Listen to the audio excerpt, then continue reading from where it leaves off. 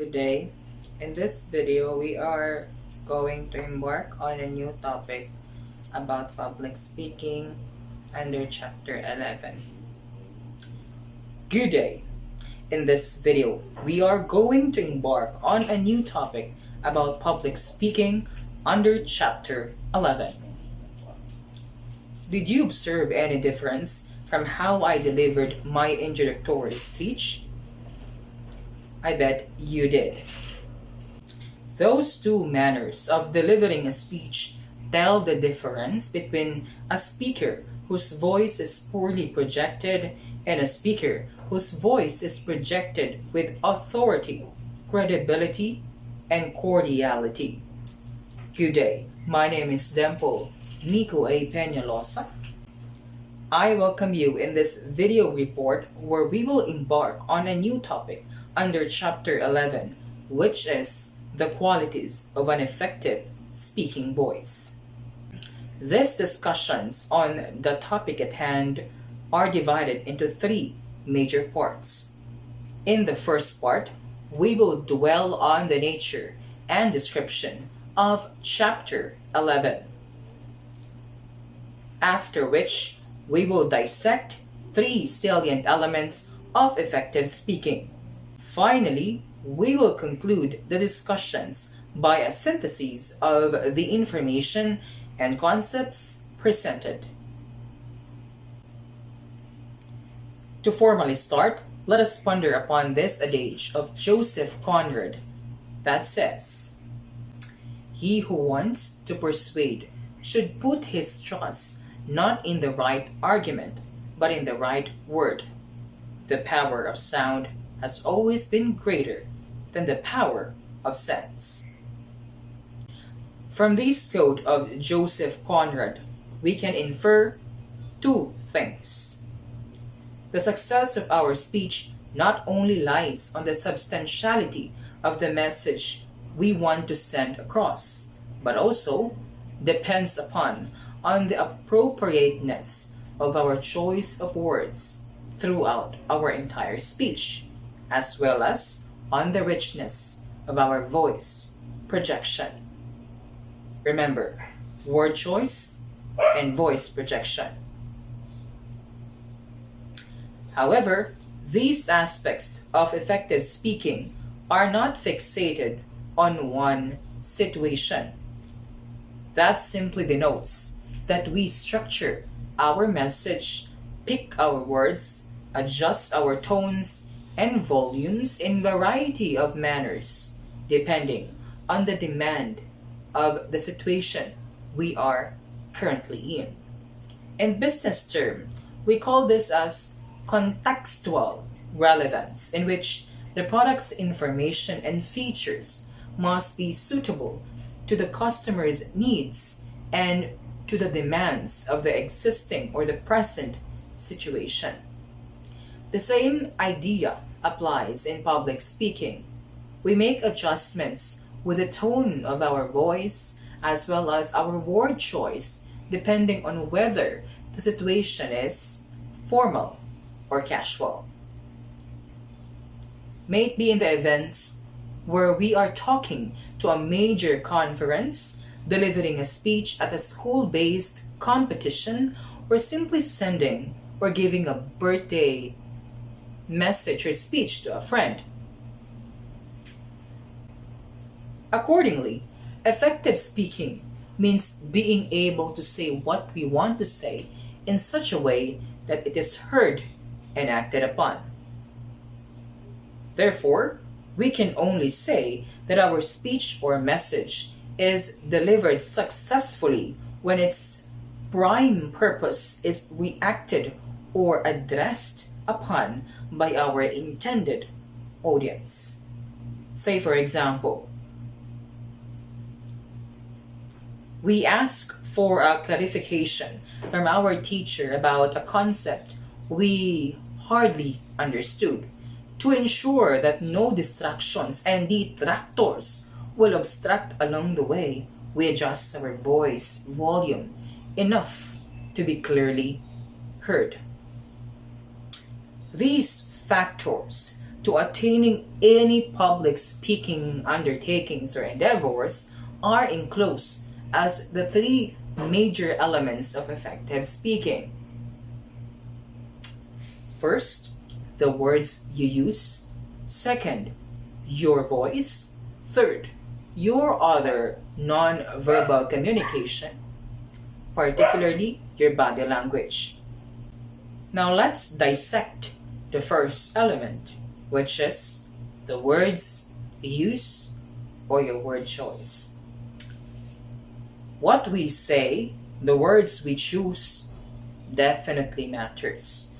I'm going to give you two scenes, and I want you to imagine them in as much detail as you can. Scene number 1. They gave us a hearty welcome.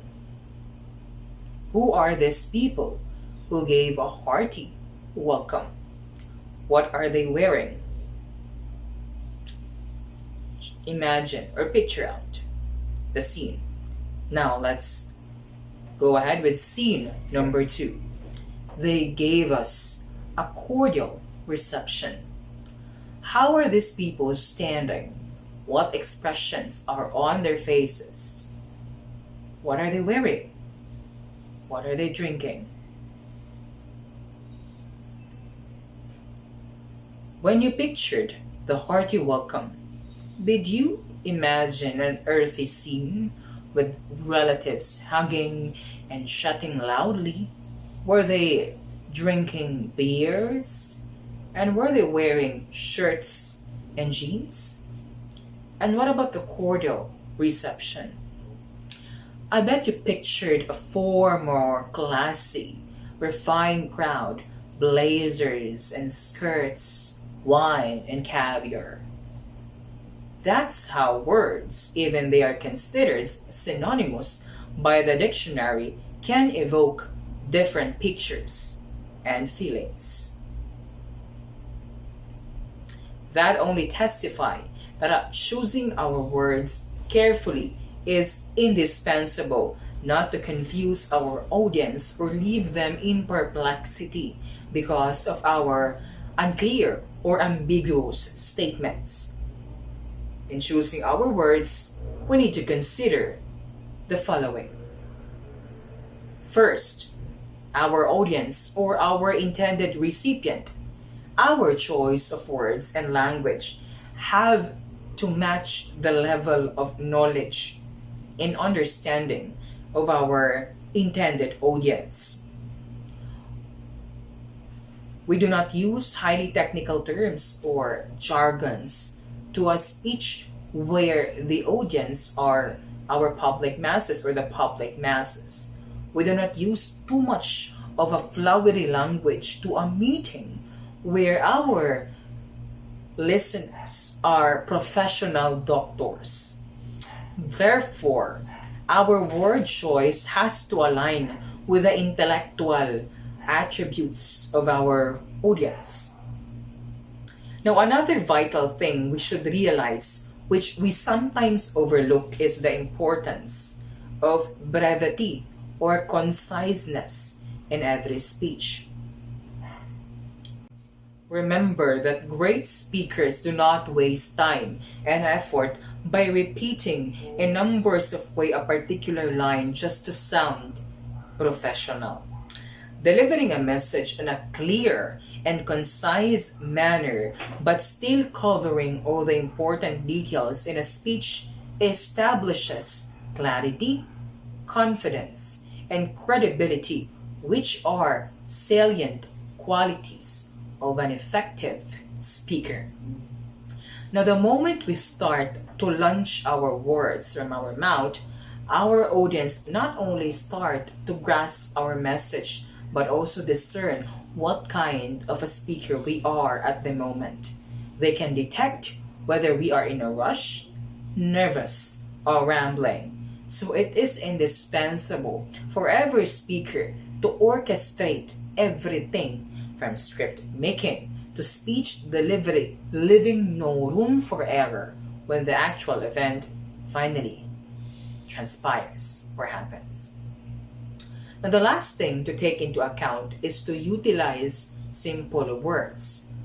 Part of having strong credibility as a speaker is convincing our audience of our sincerity, both in terms of our ideas and our character. When we elevate our language simply for the sake of using big words when small words will do, audiences may perceive us as insincere, and that perception might also transfer onto our message. In addition, the audience's attention can drift to questions about our character and veracity, making it less likely that they are paying attention to our message. Remember that complex words clarifies ideas. We do not need to pull out thesaurus to impress our audience. Our good command of language will make that positive impression for us. Now, one of the barriers why the words we speak could hardly be understood during our speech is because of our accents. Although our accents speak a lot about our nationalities and that comes with our cultures, but overly strong accent may create a potential barrier to communication.